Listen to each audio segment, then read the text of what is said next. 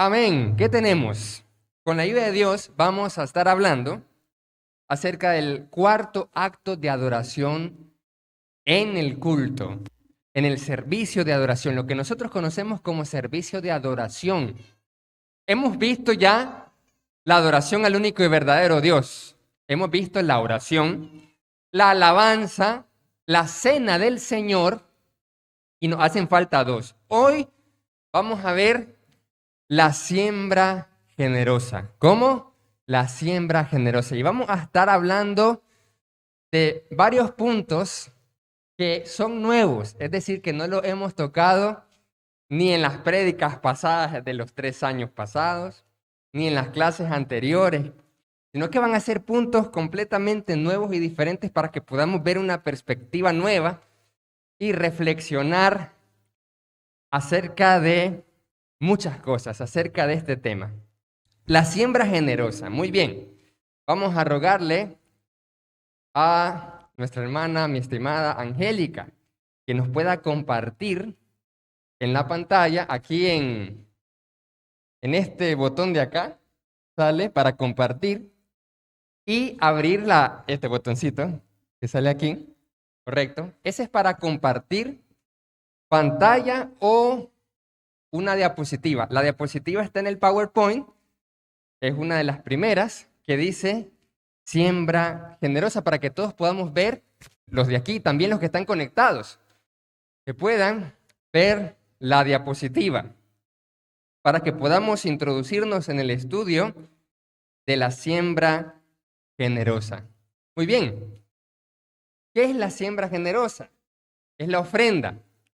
¿Qué significa la ofrenda? Bueno, tenemos nosotros las ideas. ¿Qué es la ofrenda? Ahí está, excelente, Angélica, muchas gracias. Muy bien, ¿qué es la siembra generosa? Vamos a comenzar refiriéndonos a esto. La siembra generosa, con esto nos referimos a la ofrenda que se recolecta para las necesidades de los santos de la iglesia. ¿Qué es la siembra generosa? Nos referimos en este estudio a la ofrenda que se recolecta para las necesidades de los santos de la iglesia. Financiar la obra de Dios y conectar verdaderos adoradores. Esto es, siembra generosa es la ofrenda. Y la ofrenda es la recolecta de dinero. ¿Y la recolecta de dinero para qué se hace? Para las necesidades de los santos, para financiar la obra de Dios y para conectar verdaderos adoradores. Esto es la siembra generosa, pero vamos a profundizar acerca de esto con la siguiente diapositiva. Las iglesias tienen un problema. Las iglesias tenemos un problema. ¿Cuál es el problema? El problema que tenemos, que vemos muchas veces en nosotros, en las iglesias, es que nosotros tenemos una generosidad promedio. ¿Qué significa tener una generosidad promedio? Que cada uno de nosotros muchas veces damos de forma normal, no de forma extraordinaria. La mayoría. Algunos podemos esforzarnos y desprendernos y ser desprendidos y siempre vivir así. Pero la gran mayoría de los miembros de una congregación y de las iglesias es que tienen una generosidad promedio, dan de forma normal, pero no al nivel extraordinario de la Biblia. La Biblia nos muestra una generosidad extraordinaria, fuera de serie, partiendo de la generosidad de Dios. De tal manera amó Dios al mundo que entregó todo a su único Hijo, para que muriera en lugar de nosotros, el mundo fuese salvo por él y tener esperanza de la vida eterna. Esa es la generosidad de Dios. Luego vemos muchos ejemplos desde el Antiguo hasta el Nuevo Testamento de la generosidad, de desprendernos. Pero lo que normalmente nos pasa en las iglesias es que tenemos una generosidad promedio. Cada uno de nosotros da de forma normal. Eso hace que la mayoría de las iglesias tengan egresos mayores o gastos mayores que los ingresos, generando siempre Como decía mi mamá siempre, yo me acuerdo de chiquito, saldos rojos. Vivíamos en saldos rojos. Saldos rojos es que hay más gastos que ingresos. Entonces, ese es un efecto financiero, pero el problema central está, ¿qué simboliza este icono? El corazón, ¿sí o no? El corazón. El problema está en el corazón. Lo demás es un efecto, nada más. Es un efecto, pero el problema está en el corazón. Vamos a examinar todas estas ideas con la ayuda de Dios. Fundamento teológico. Génesis capítulo 3. Siguiente diapositiva. ¿Por qué razón la ofrenda, el recolectar dinero, es otro acto que adora a Dios, así como lo es el canto, del cual ya hemos hablado, la oración y la cena del Señor? De la cena del Señor estamos claros. Participamos del cuerpo de Jesús, que fue inmolado, de su sangre. ¿Cómo no va a ser un acto de adoración? Porque es acción de gracias y conmemorar el mayor sacrificio de todos, por nosotros. Obviamente que la cena del Señor es un acto que adora a Dios. La alabanza, el cántico, obviamente que es un acto que adora a Dios porque a través de esas melodías y letras exaltamos el nombre de Dios. Y la oración, por supuesto que es un acto que adora a Dios porque es una comunicación con el Ser Eterno. Claro que es una adoración. Adoración del griego proskuneo, que significa postrarse en reverencia. Y vimos en Apocalipsis que la oración para Dios es como un incienso, olor grato y fragante. Pero ¿por qué ahora decimos que la ofrenda, la recolecta de dinero, siembra generosa, es un acto que adora y honra a Dios? El acto de ofrendar algo a Dios, el acto de ofrecer, de entregar algo a Dios, en honor a Dios, se remonta desde Génesis capítulo 3. Nosotros podemos ver incluso desde que el ser humano pecó. Cuando el ser humano pecó, ¿qué sucedió? Dice que el hombre tuvo miedo, se dio cuenta que estuvo desnudo y se hicieron delantales de plantas, de hojas.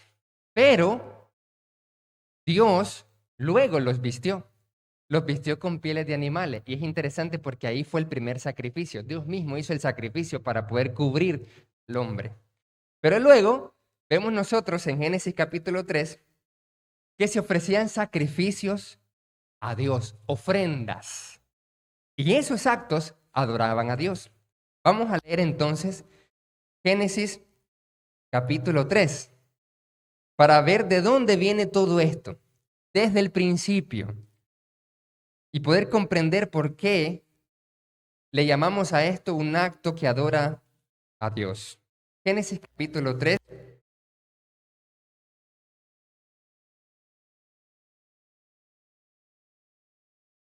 Génesis capítulo 4 es.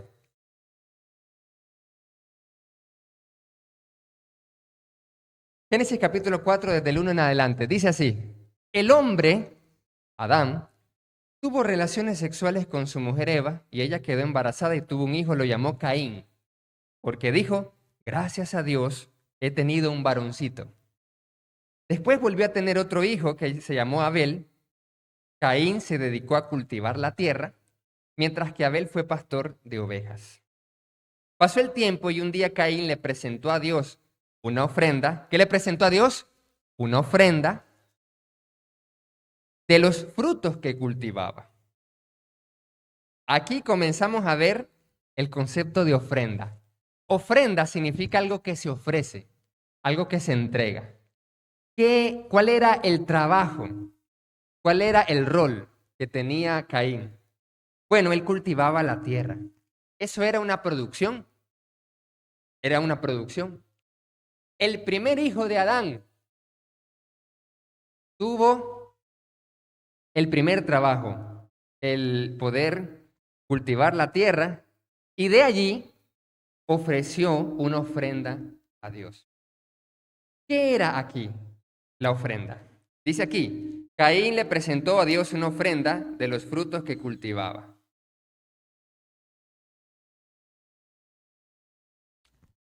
una ofrenda de los frutos que cultivaba. Por su parte, Abel, ahora tenemos otro trabajo, escogió las primeras crías más gordas de sus ovejas y se las llevó a Dios como ofrenda. Aquí vemos dos cosas entonces. Uno cultiva la tierra y el otro cría ovejas. Ambos presentan ofrendas a Dios. ¿Por qué presentan ofrendas a Dios?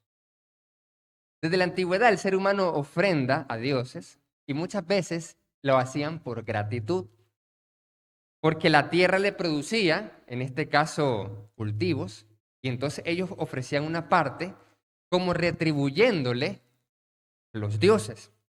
Entonces, más que una gratitud, la ofrenda es un sacrificio del corazón porque hace que evidencie dónde está su corazón. ¿Dónde estaba el corazón de Caín? ¿En la persona de Dios o en el cultivo de la tierra? ¿Dónde estaba apegado a eso? Las ofrendas están desde el comienzo porque es una oportunidad entre adorar mi trabajo o adorar a Dios. ¿Qué significa adorar? Me postro ante el trabajo, me rindo, le sirvo, o me rindo ante Dios, me ofrendo ante Dios, me sacrifico ante Dios. Solo son dos opciones, dos alternativas. Entonces, la ofrenda de Caín y de Abel es la oportunidad de demostrar a quién honran más, a quién sirven más, a quién aman más. O sea, adoran más. Porque vimos nosotros que la adoración es un acto que demuestra el amor hacia Dios. Adorar a Dios es amar a Dios. Lo vimos en el tema de la adoración al único y verdadero a Dios. Dijimos que adorar a Dios es amar a Dios. Entonces, la ofrenda es un acto que adora a Dios porque es un acto donde usted demuestra a quién ama más. Si ama más su trabajo, su cultivo, su tierra, los frutos de la tierra o a Dios. Por ende, la ofrenda demuestra cuánto está dispuesto a sacrificar de su propio trabajo para demostrar su amor por Dios. Eso es en esencia la ofrenda. La ofrenda es sacrificarse para demostrar que yo amo más a Dios. Entonces, aquí pasa algo muy interesante. Hay dos personas que ofrendan. Hay un Caín que ofrenda y hay un Abel que ofrenda. ¿Qué sucede aquí?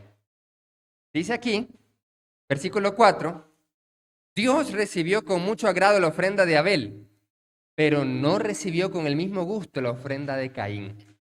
Esto le molestó mucho a Caín y en su cara se le veía lo enojado que estaba.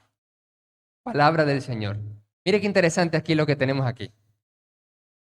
Permítame, hermanas, vamos a hacer algo rápido con el audio. Mil disculpas.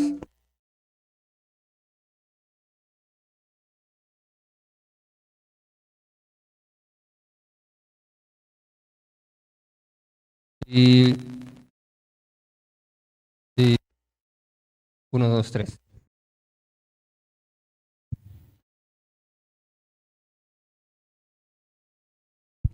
1, 2.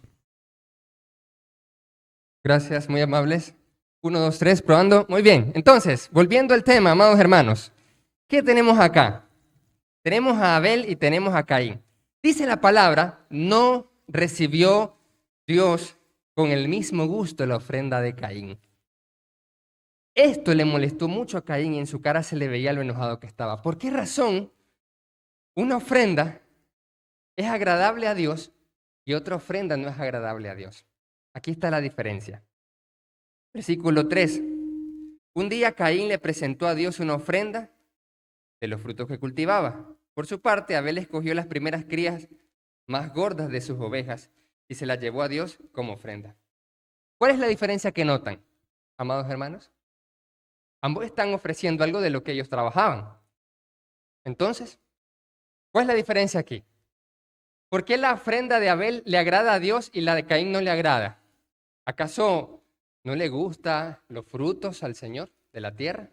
¿Por qué? ¿Por qué razón? ¿Cuál es la diferencia que nota ahí? La diferencia está, amados hermanos, en que Caín, dice la Biblia, que solamente presenta una ofrenda de los frutos que cultivaba. Eso es todo lo que dice. A ver, ¿Caín ofrendó? Sí, él ofrendó. ¿Él cumplió? Él cumplió. Él ofreció una ofrenda a Dios. Pero cuando se ve la ofrenda que hace Abel, la característica de la ofrenda de Abel tiene una característica que no se menciona, que no se ve en la ofrenda de Caín. Dice en la ofrenda de Abel, Abel escogió las primeras crías y las más gordas. ¿Qué escogió Abel para ofrendar? Lo primero y lo mejor. ¿Sí o no? ¿Se fijó en esa diferencia? Caín ofrece su ofrenda, pero no se dice nada más.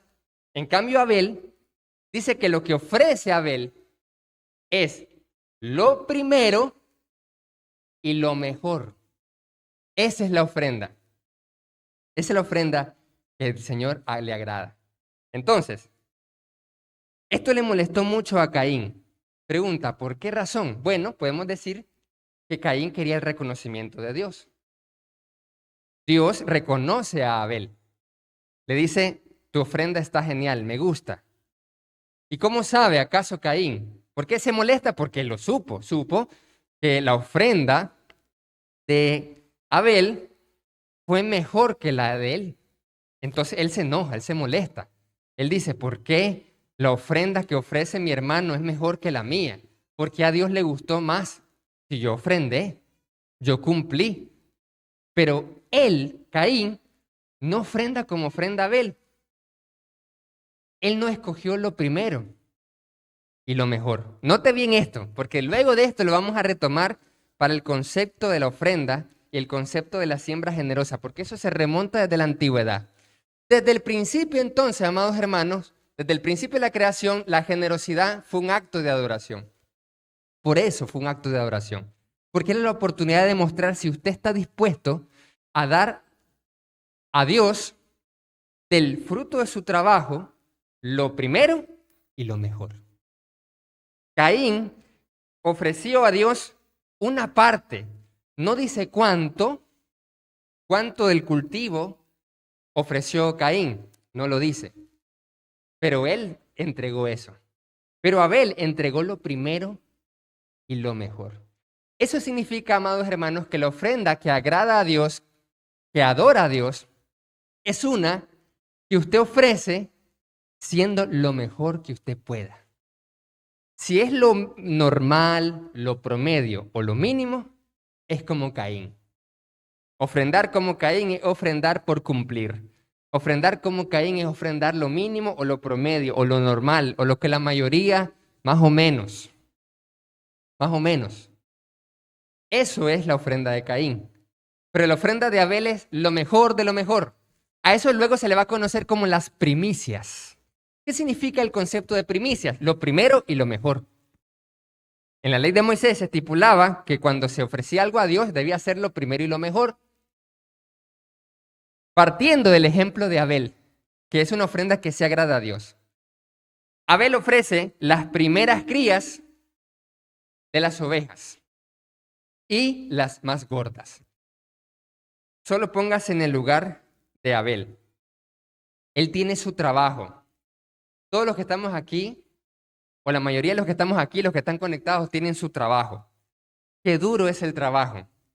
Qué duro es generar ingresos. Por lo tanto, qué duro es soltar. ¿Sí o no? Duro, porque le cuesta. En el trabajo usted se puede desvelar, puede pasar muchas horas, se va a cansar, se va a agotar. Y en este mundo, pues el pago es no como el que quisiéramos, es mínimo, es poco. Solo póngase a pensar en las ovejas que tuvo Abel. De todo, se pone a pensar, ¿qué voy a ofrecer a Dios? Muchas veces nosotros ofrecemos lo mínimo, lo peor. Eso fue lo que pasó con Caín. Caín amaba tanto su trabajo y lo que él generaba que dudó de ofrecerle lo mejor a Dios. Dudó. Dijo, a mí me salieron estas piñas grandotas, pero me cuesta. ¿Cómo lo voy a dar? Lo voy a desperdiciar. Entonces, no, mejor esta piña grande no, le voy a dar esta mediana. ¿Ya? Le voy a dar esta mediana mejor. Entonces, Caín, él cumple, sí. Ofrendó, sí, pero solo por cumplir. Y eso muchas veces nos pasa a nosotros los cristianos, que a veces adoramos y ofrendamos solo por cumplir.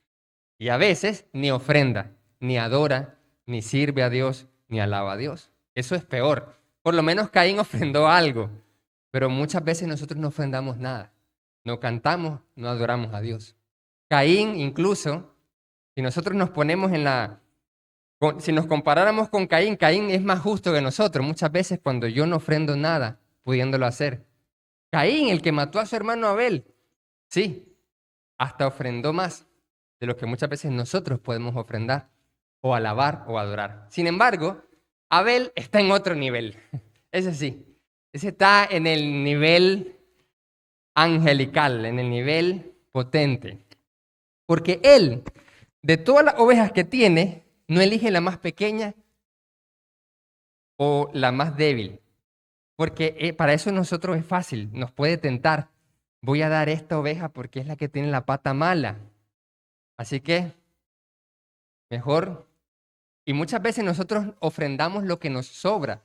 Y una oveja pequeña y con la pata quebrada eran de las ovejas que le pudiera haber sobrado a Abel. Pero no, él no eligió eso. Dice la Biblia que él eligió las primeras crías. Él comienza a tener todas las crías. Las primeras son las que ofrecen a Dios. Pero qué difícil es ofrecerlo primero a Dios. Muchas veces nosotros trabajamos y luego en el trabajo nos cae el salario o el ingreso. Esas son las ovejas. Solo piense usted en su salario. Todos sus salarios son sus ovejas. Su salario es su cultivo. Es la producción que usted tiene. Lo primero que debe hacer es apartar su ofrenda a Dios. Eso fue lo que hizo Abel. Abel apartó lo primero a Dios. Pero ¿qué hacemos muchas veces nosotros? Está el ingreso, lo primero que hacemos es pensar en qué vamos a gastar ese dinero. No estamos pensando en, suave, lo primero que voy a hacer es apartar mi siembra generosa, mi ofrenda a Dios. No, porque eso cuesta, eso duele, porque es su trabajo, porque es mi trabajo. Por eso, la ofrenda es un acto que adora a Dios, porque examina las intenciones de su corazón. Examina a dónde está su corazón, si está adorando a Dios o si está arraigado a las finanzas, al dinero, al fruto de su trabajo. Abel nos muestra entonces cómo ofrendar a Dios. Lo primero y lo mejor. Eso es lo que debemos ofrecer a Dios. No lo último ni lo peor. No lo que nos sobra. Así que esto adora a Dios. No solo la oración alaba a Dios, no solo el cántico, no solo la cena del Señor adora a Dios, sino también cuando usted siembra generosamente, adora a Dios porque es lo más difícil de hacer. ¿Cantar alabanzas es difícil o es fácil? Orar a Dios. Solo comparemos los 4 actos de adoración que ya vimos. ¿Qué es más difícil de hacer? ¿Cantar? ¿Orar? ¿Comer el pan y el jugo? ¿Ofrendar dinero y dar lo mejor de usted? ¿Verás que duele más el dinero? Claro que sí. Es más fácil comer la cena del Señor. Es más fácil cantar y orar. Por lo tanto, la ofrenda es un acto de adoración a Dios que es el más sacrificial de todo, el más difícil. Es más difícil. Porque como dijimos, cantar es más fácil que la siembra. Cantar, orar es más fácil y comer la cena es más fácil. O solo comerla. Ya vimos que en la cena del Señor tenemos que estar a cuentas y todo eso.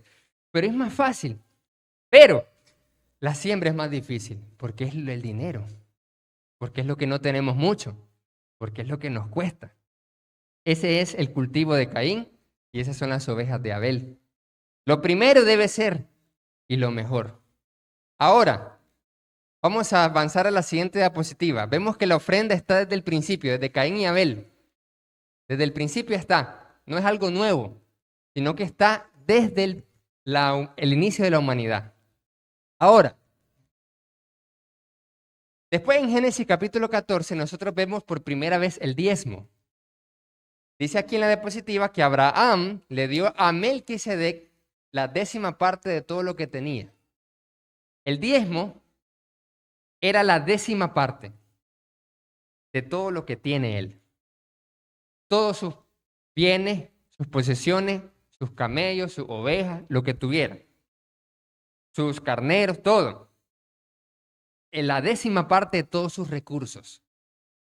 Un acto que adora a Dios. ¡Wow! El 10% de todo lo que tenemos. Solo pongámonos a pensar. ¿Cuánto sería el 10% de lo que tenemos? Incluyendo los terrenos, su casa, sus ingresos, todos sus activos. Todos los que estudiamos un poco contabilidad, finanzas, administración, ¿cuáles son los activos? Hay activos corrientes, no corrientes. Antes se les llamaba circulantes, que es el efectivo. El inventario es lo que vende. Luego los activos fijos, que son los terrenos, los edificios. Luego otros activos son los equipos como los vehículos. Todo eso es lo que tiene uno. Eso es lo que tenemos. Pues la 10ª parte de todo lo que tenía Abraham lo entregó a Melquisedec. Obviamente notan el sacrificio, ¿sí o no? De la 10ª parte de todo lo que tiene. El 10% del terreno, el 10% de los automóviles que tenga, el 10% del salario, el 10% de todo. Aquí está ahora Abraham realizando un acto de adoración a Dios. ¿Quién era Melquisedec? Melquisedec era un sacerdote del Dios Altísimo, que era una figura o tipo de Jesucristo. Ese era Melquisedec. Y Melquisedec era rey de Salem, donde luego se convirtió Jerusalén. Por eso, Salem, Jerusalén. Entonces, en ese momento no estaba formado el pueblo de Israel, porque estaba solo Abraham. Todavía no estaba Jacob, que le cambia a Dios el nombre por Israel. Y luego vienen las 12 tribus. Abraham está ahí. Y no está el pueblo de Israel, no están los judíos ni los levitas. Abraham le entrega a Melquisedec, rey de Salem, que se convierte luego en Jerusalén, porque este Melquisedec era sumo sacerdote del Dios Altísimo, dice la Biblia. Entonces, ¿a quién adoraba Melquisedec? Al Dios Altísimo, al mismo Dios que llamó a Abraham cuando le dijo, vete de tu tierra y de tu parentela a la tierra que te mostraré. Así que como fue bendecido Abraham, él tuvo gratitud. Y entonces se contactó con el sumo sacerdote de Dios de la época. El sumo sacerdote es el que está en contacto con Dios. El sumo sacerdote es el que ofrece sacrificios a Dios. Entonces, Abraham, para ofrecerle a Dios su sacrificio, se contacta con el sumo sacerdote Melquisedec. Entonces le da la 10ª parte. Y luego de ahí vamos a ver cómo los levitas recibían los diezmos de todo el pueblo de Israel. De ahí viene todo el concepto de adoración. Estamos haciendo un análisis bíblico e histórico.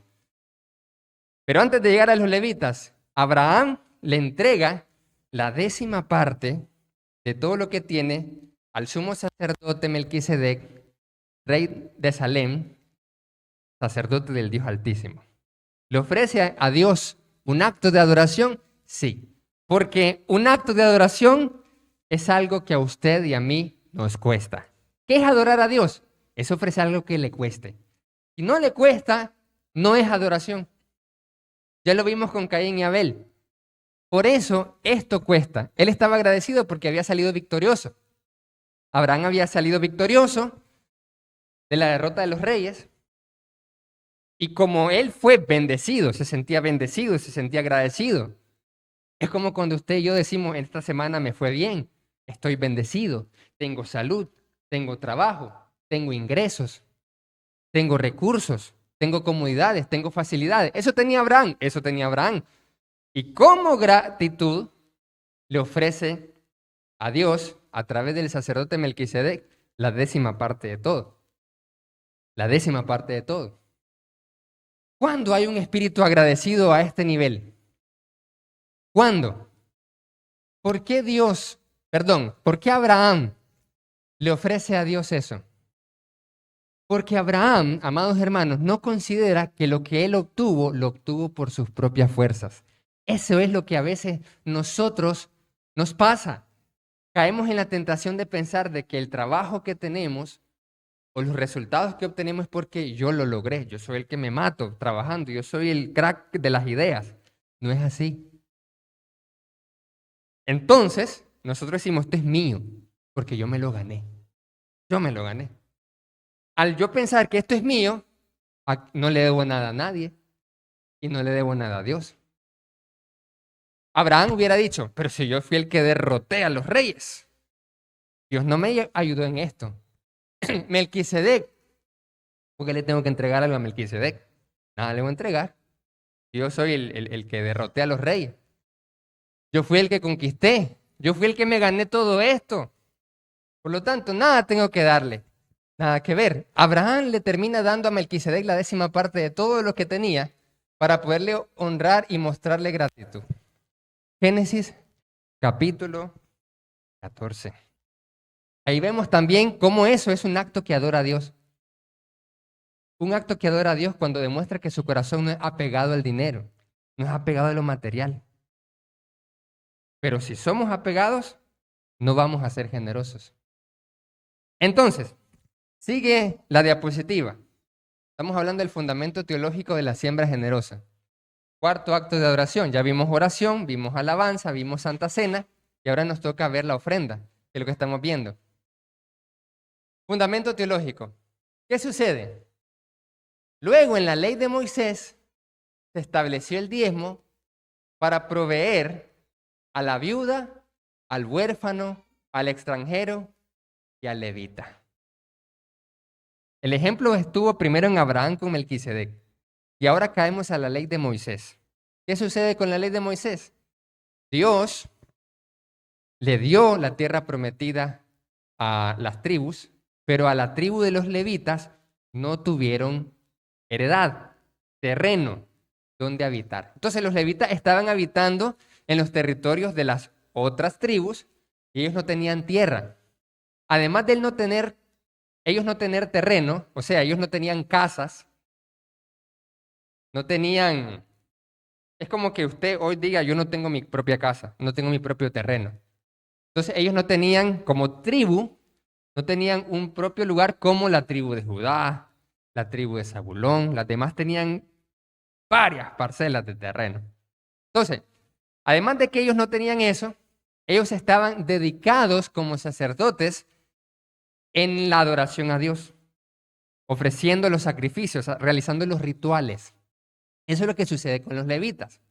Entonces, Dios estipuló el diezmo dentro de la ley de Moisés para que fuera un medio para que el levita, toda la tribu de Leví que se dedicaba a templo, a los sacrificios, pudieran hacer todo eso. Ahí financiaban a los levitas, pero no solamente a los levitas. El diezmo también financiaba al extranjero que llegaba y que no tenía dónde ir, tal vez huyendo de una guerra. Terrible, terrible. Entonces, el extranjero que llegaba no tenía nada, no tenía trabajo, era ayudado también. El huérfano, terrible el huérfano, que no tiene padre, que no tiene madre, que se quedó así. ¿Quién lo va a ayudar al pobre niño?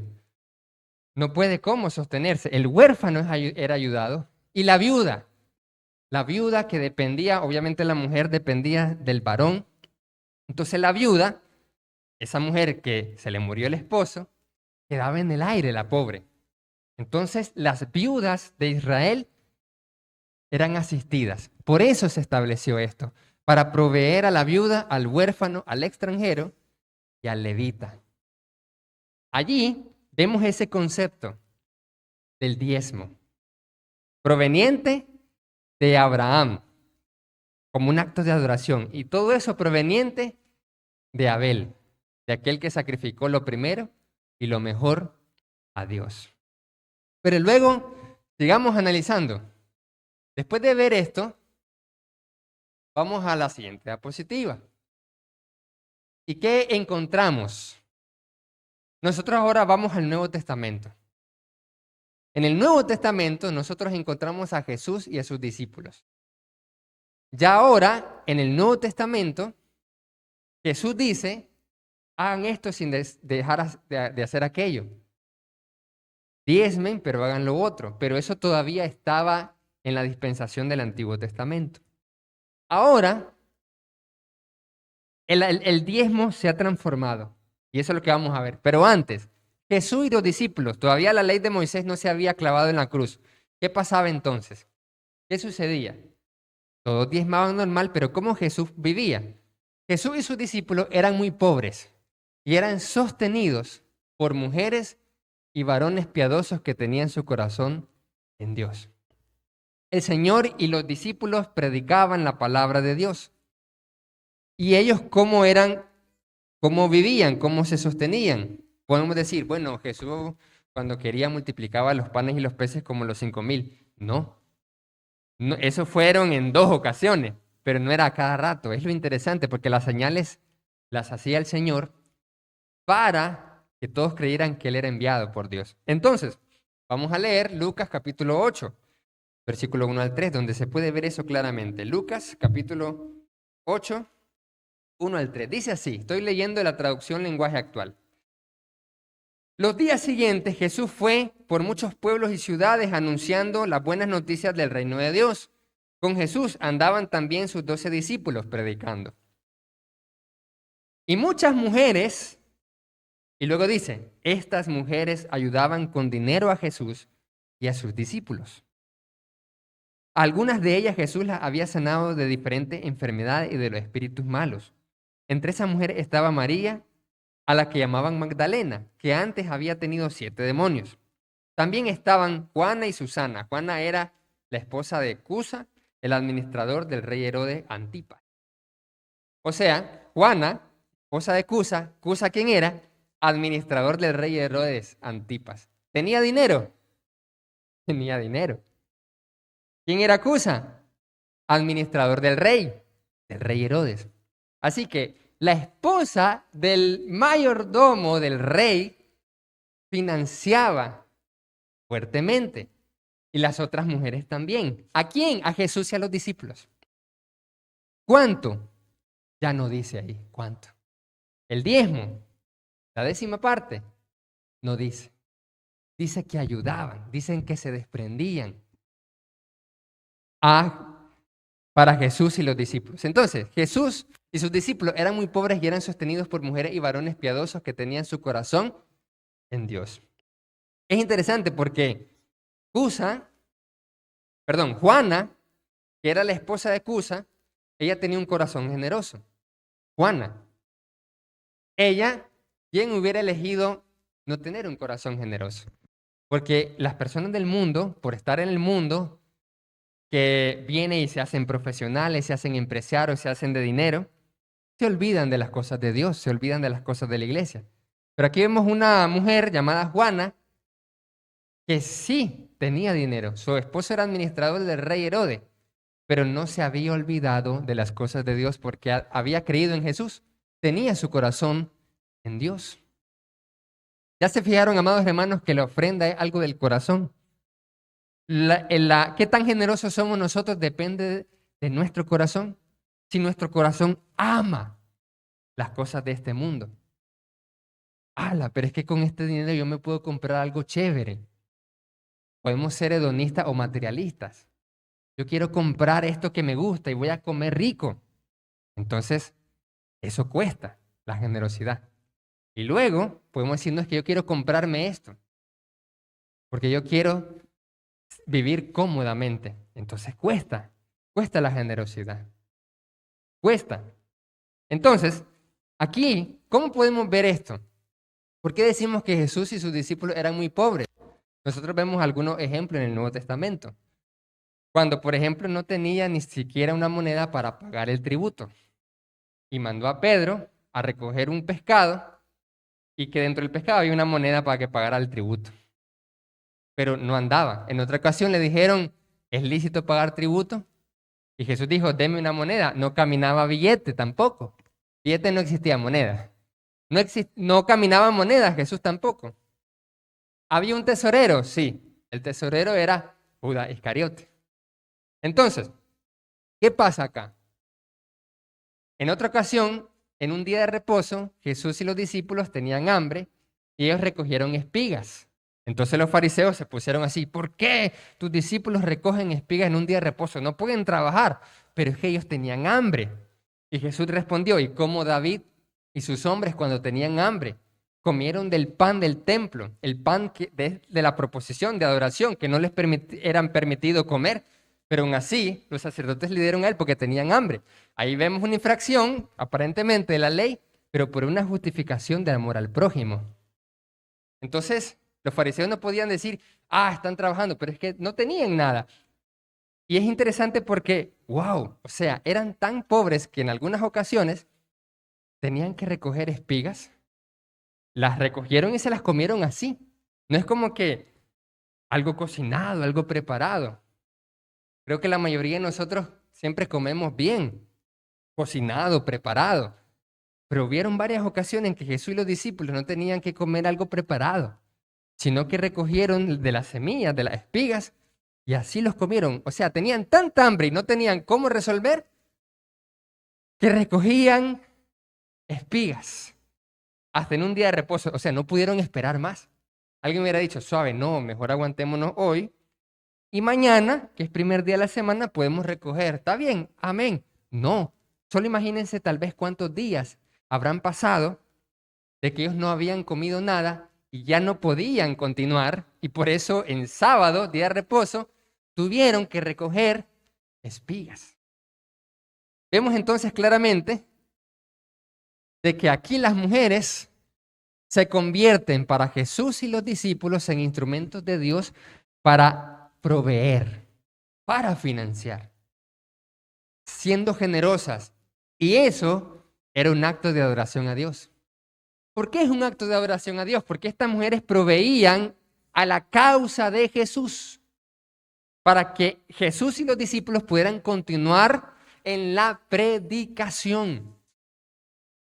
Entonces, ¿esto adora a Dios? Claro que adora a Dios. ¿Esto agrada a Dios? Claro que agrada a Dios. Porque es algo que a Dios le interesa. ¿Por qué a Dios le interesa? Porque a Dios le interesa salvar a la humanidad, porque a Dios le interesa financiar su obra. A Dios le importa su obra. Entonces, estas mujeres, por tener el corazón en Dios, le importaban lo que a Dios le importa. ¿Sabían ustedes? Ya lo había mencionado, pero lo voy a recordar. ¿Cuántos recuerdan esta idea? ¿Sabían de que lo que más le importa a Dios en este mundo es su iglesia? ¿Sí o no? Eso es lo que más le importa a Dios en este mundo. No hay nada más que le importe a Dios en este mundo. A Dios lo único que le importa es su iglesia y las almas. Eso es lo que le importa a Dios. A Dios no le importa lo que hay en este mundo. A Dios no le importa muchas cosas que a nosotros sí nos importan. Nada de eso le importa a Dios. Lo único que le importa a Dios es su iglesia y las almas. Entonces, ¿qué pasa si usted comienza a vivir importándole lo que a Dios le importa? ¿Qué cree que Dios va a hacer con usted? Dios lo terminará convirtiendo en un instrumento de Él, porque Él y usted se han compaginado en el mismo interés. Los intereses están alineados a los de Dios. La pregunta que hago es, amados hermanos, reflexionando de la ofrenda, de la siembra generosa, pregunto, ¿sus intereses están alineados a los intereses de Dios o están por otro lado? Está como una película de Marvel que decía, nuestros intereses, la serie de Loki, a los que les gusta un poco Disney, ¿qué decía? Nuestros intereses ya no están alineados. Si los intereses están alineados, están juntos para hacer esa misión. Entonces la pregunta es, ¿los intereses que usted tiene los intereses que tenemos personales, ¿están alineados a los intereses de Dios? Porque si a Dios lo único que le interesa en este planeta es su iglesia y las almas, quiere decir que todo lo que nos interesa a nosotros está por demás. Es vano, es una simple vanidad. Porque todo es pasajero, todo pasa. ¿Eso significa que es malo, que es pecado disfrutar de las cosas de este mundo? No, pero Pablo exhorta a los que disfrutan de este mundo, hagan como que no disfrutasen, porque todo es pasajero y todo es vanidad. La pregunta es, ¿nosotros ofrendamos, sembramos y sacrificamos por Dios? Porque no solamente hablamos de la ofrenda de dinero, estamos hablando de todos los sacrificios que usted hace por Dios. ¿A usted le gusta sacrificarse por Dios? ¿Se está sacrificando por Dios? ¿O actuamos como la mayoría de la gente del mundo que busca lo más fácil y lo más cómodo y lo menos complicado, menos tedioso? ¿Los intereses de nosotros están alineados a los intereses de Dios? ¿O el interés de Dios está por aquí y mi interés está por allá? Nada que ver. No me compagino. No me compagino. Si nuestros intereses no están alineados a los intereses de Dios, entonces nuestro camino es otro. Nuestro corazón está en otro lugar. Porque donde está tu tesoro, dice la palabra, allí estará tu corazón, lo que le dedicas tiempo, lo que le dedicas mente y atención. Ahí está su corazón. Pregunto, su mente y su corazón, ¿a qué más le dedica tiempo en el transcurso de un día normal? Póngase de ejemplo un día normal. ¿Qué es en lo que más piensa? Se levanta en la mañana y dice, ¿cómo está avanzando la obra de Dios? ¿Eso es lo primero que piensa? ¿O lo primero que piensa es de cómo resolver las cosas de este mundo? ¿Qué es lo que le interesa más a usted? ¿Qué es lo que más me interesa a mí? Jesús y los discípulos estuvieron dispuestos a dejarlo todo. Jesús dejó su trono y los discípulos todo lo que estaban haciendo. Pedro, Andrés, Jacobo, Juan eran pescadores. Dejaron de ser pescadores para seguir a Jesús. La pregunta es, ¿qué hemos dejado nosotros atrás? ¿Qué hemos dejado? Algunos han dejado carreras y profesión.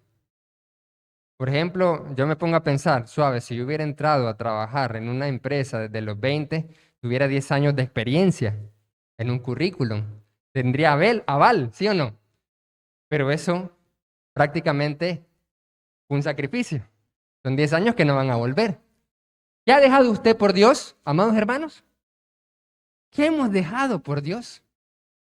¿Qué estamos sacrificando por Dios? ¿Estamos ofreciendo por lo menos la 10ª parte de nuestra vida?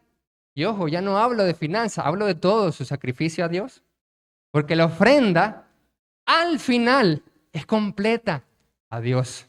Romanos capítulo 12, versículo 1 en adelante dice así que, ¿qué es lo que vamos a hacer? A presentar nuestros cuerpos como sacrificio vivo, santo, agradable a Dios, que es vuestro culto racional. Nosotros mismos somos una ofrenda. Nosotros somos ofrendas vivas ante Dios. Entonces, ¿cómo están nuestros intereses? ¿Qué ha dejado usted por Dios? ¿Qué ha sacrificado usted por Dios? ¿Qué es lo que ha sacrificado? Los que estudian la palabra de Dios 2 años, ese es un sacrificio, eso está excelente. Me acuerdo cuando entré al instituto, sin entrar a la universidad, algunos familiares que no son de la iglesia, inconversos, me decían, estás perdiendo el tiempo 2 años, hubiera estudiado en la universidad. ¿Qué hemos sacrificado? Por Dios. Porque la ofrenda es eso. Se resume en eso. Sacrificio. Sacrificio. De eso se trata la siembra generosa. De eso se trata la ofrenda que adora a Dios. Sacrificio. Como dice el cántico, mi vida di por ti. ¿Qué das tú por mí? Dice Jesús en el cántico. Mi vida di por ti, mi sangre derramé. ¿Qué haces tú por mí entonces? Dice el Señor. ¿Qué hemos sacrificado? ¿O qué estamos dispuestos a sacrificar? ¿Qué estamos dispuestos a sacrificar? Eso es la ofrenda, amados hermanos. Vamos a concluir en estos momentos la primera parte.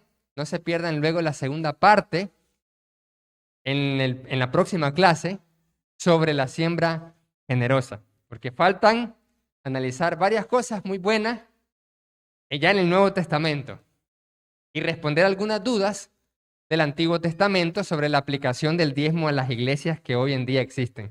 Todo eso falta, así que no se lo pierda con la ayuda de Dios. Vamos a hacer entonces la oración. Vamos a hacer una oración.